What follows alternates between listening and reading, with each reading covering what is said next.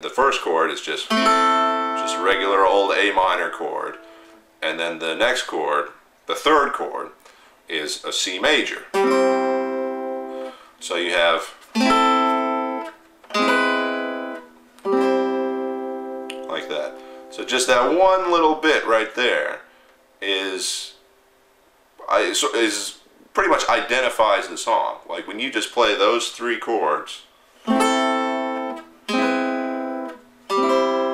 people will recognize the song.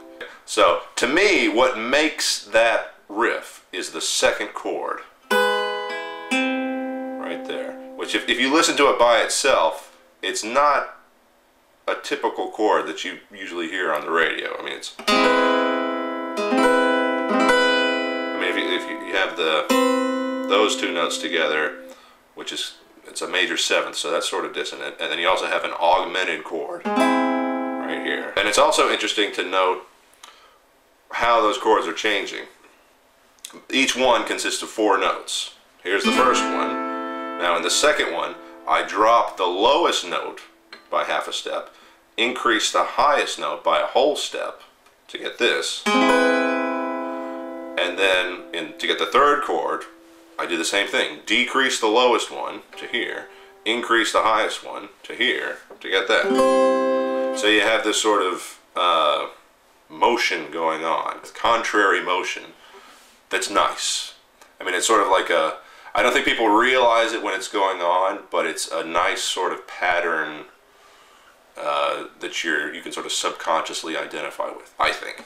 So just there, I think this chord, having it in between two pleasant, normal sounding chords is what makes it progressive. Especially when it came out, I mean, even most Led Zeppelin songs are really just, you know, basic chords, but, you know, there are not many chords like that in most songs that you hear on the radio. More importantly than just that little chord sequence, what makes Stairway to Heaven a progressive song is the overall scope of it. Is that it starts out with this little acoustic thing that's kind of melancholy, and then it builds into sort of an acoustic rock song for a little bit, and then it has this big ending with a guitar solo that's, you know, pretty big sounding. It's not at all a verse chorus kind of song. There's an obvious direction in it, basically becoming louder, becoming more intense, and it's like 7 or 8 minutes long.